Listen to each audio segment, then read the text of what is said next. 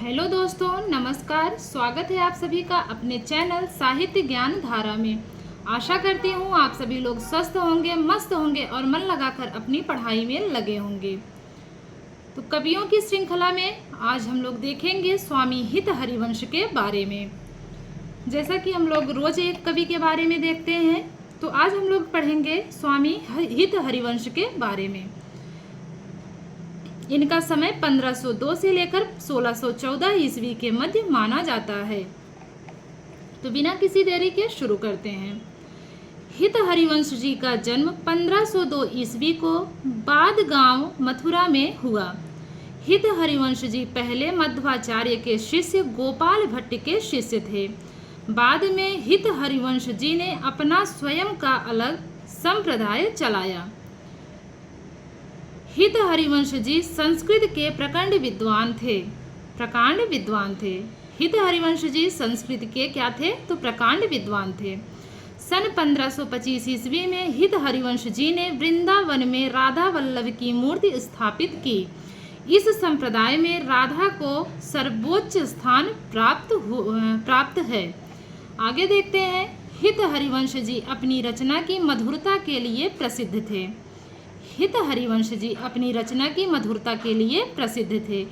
इसीलिए ही इन्हें भगवान कृष्ण की वंशी का अवतार माना जाता है। ध्यान देंगे, इम्पॉर्टेंट है। भगवान कृष्ण की वंशी का अवतार किसे माना जाता है? तो हित हरिवंश जी को माना जाता है। आगे है, इनके संप्रदाय में राधा को सर्वोपरि मान्यता प्राप्त है। इनके संप्रदाय में राधा को सर्वोपरि मान्यता प्राप्त है। हित हरिवंश जी की 84 पदों की एकमात्र रचना हित 84 है। महत्वपूर्ण है क्योंकि इनकी एक ही रचना मानी गई है, तो इसलिए यह अत्यंत ही महत्वपूर्ण रचना मानी जाती है। हित हरिवंश जी की 84 पदों की एकमात्र रचना हित 84 है। प्रसिद्ध संत ध्रुवदास जी हित हरिवंश जी के शिष्य थे। तो जो संत ध्रुवदास जी थे वो किसके शिष्य थे? तो हित हरिवंश जी के शिष्य थे। अब देखते हैं हित हरिवंश जी की रचनाओं के बारे में। हित 84, राधा सुधा निधि, स्फुटवाणी और यमुनाष्टक। हित हरिवंश जी की प्रमुख रचनाएं कौन कौन सी हैं? तो हित 84 है, राधा सुधा निधि है, स्फुटवाणी है और यमुनाष्टक है। अब देखते हैं इनकी प्रसिद्ध पंक्ति के बारे में। नख सिख लो अंग माधुरी मोह श्याम धनी। नख सिख लो अंग माधुरी मोहे श्याम धनी। यह पंक्ति किसकी है? तो स्वामी हित हरिवंश जी की पंक्ति है। अभी हम लोगों ने देखा इनके बारे में विस्तृत जानकारी। अब इनसे बनने वाले कुछ महत्वपूर्ण प्रश्नों को भी देख लेते हैं। तो पहला प्रश्न है, स्वामी हित हरिवंश का जन्म कब हुआ था? ऑप्शन है 1501 ईस्वी, 1502, 1503 ईस्वी या फिर 1504 ईस्वी। तो इसमें जो इनका समय माना गया है वो माना गया है 1502 ईस्वी। अगला प्रश्न है, स्वामी हित हरिवंश का जन्म कहाँ हुआ? स्वामी हित हरिवंश का जन्म कहाँ हुआ? ऑप्शंस है चिलोतरा गुजरात, बाद गांव मथुरा, आंतरी भरतपुर या फिर पारसौली। तो स्वामी हित हरिवंश का जन्म कहाँ हुआ था? तो चिलोतरा गुजरात में हुआ था। अगला प्रश्न है, हित हरिवंश जी किसके शिष्य थे? ऑप्शन है मध्वाचार्य, गोपाल भट्ट, निम्बारकाचार्य या फिर रामानंद। तो हित हरिवंश जी किसके शिष्य थे? तो गोपाल भट्ट के शिष्य थे। प्रश्न ऐसे भी बन सकता है कि हित हरिवंश जी के गुरु कौन थे? तो वो थे गोपाल भट्ट जी। बढ़ते हैं अगले प्रश्न की तरफ। हित हरिवंश जी ने कौन सा संप्रदाय चलाया? ऑप्शन है श्री संप्रदाय, सुखी संप्रदाय, राधा वल्लभ संप्रदाय या फिर पुष्टि संप्रदाय। तो हित हरिवंश जी ने राधा वल्लभ संप्रदाय चलाया।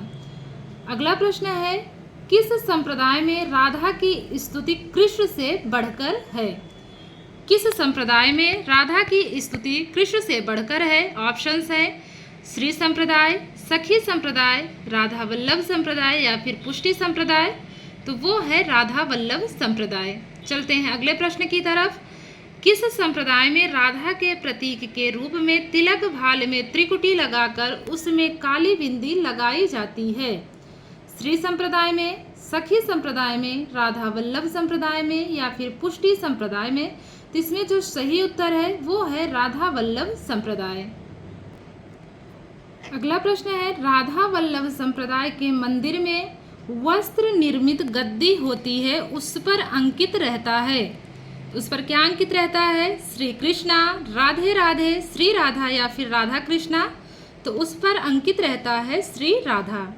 अगला प्रश्न है, हित हरिवंश जी ने वृंदावन में राधा वल्लभ की मूर्ति कब प्रतिष्ठापित की थी? ऑप्शंस हैं 1520 ईस्वी, 1525, 1530 या फिर 1535। तो सही उत्तर है 1525 ईस्वी में। अगला प्रश्न है, हित हरिवंश जी को भगवान कृष्ण की वंशी का अवतार क्यों माना जाता है? ऑप्शंस है शांत रस के पदों की रचना के कारण, ओज गुड़ के पदों की रचना के कारण, रचना मधुरता के कारण या फिर बांसुरी बजाने के कारण? तो इसमें जो सही ऑप्शन है वह है रचना मधुरता के कारण। चलते हैं अगले प्रश्न की तरफ। स्वामी हित हरिवंश जी की रचना है। ऑप्शंस है स्वामी के पद, हितोपदेश, हित 84 या फिर उपर्युक्त सभी। तो स्वामी हित हरिवंश जी की रचना इसमें से कौन सी है? तो वो है हित 84। अगला प्रश्न है, नखसिक लौ अंग माधुरी मोह श्याम धनी पंक्ति के रचयिता कौन है? नखसिक लौ अंग माधुरी मोहे श्याम धनी पंक्ति के रचयिता कौन है? ऑप्शंस है सुंदरदास, ध्रुवदास, नाभादास या फिर हित हरिवंश। तो इसमें सही जवाब है हित हरिवंश। अगला प्रश्न है, राधा वल्लभ संप्रदाय के प्रमुख कवि हैं। ऑप्शंस है चतुर्भुज दास, दामोदर दास, नागरी दास या फिर सभी। तो राधा वल्लभ संप्रदाय के प्रमुख कवि कौन थे? तो इनमें से सभी थे। कौन कौन? चतुर्भुज दास, दामोदर लाल, नागरी दास। तो ये तीनों ही राधा वल्लभ संप्रदाय के प्रमुख कवि माने जाते हैं। तो ये थी कुछ हित हरिवंश जी के बारे में जानकारी। आशा करती हूँ आप लोगों को आज की क्लास अच्छी लगी होगी। अगर आप लोगों को क्लास अच्छी लगी हो तो इस चैनल से और भी लोगों को जोड़ें, और जिन लोगों ने लाइक नहीं किया है वो लोग प्लीज़ लाइक भी करें। अगर आप लोगों को क्लास पसंद आए, नहीं आए तो कोई बात ही नहीं है। मिलते हैं अगली क्लास में एक अलग कवि के साथ, एक नए कवि के साथ, कवियों की श्रृंखला में। तब तक के लिए सभी को जय श्री कृष्णा, राधे राधे, जय श्री सीताराम, नमस्कार।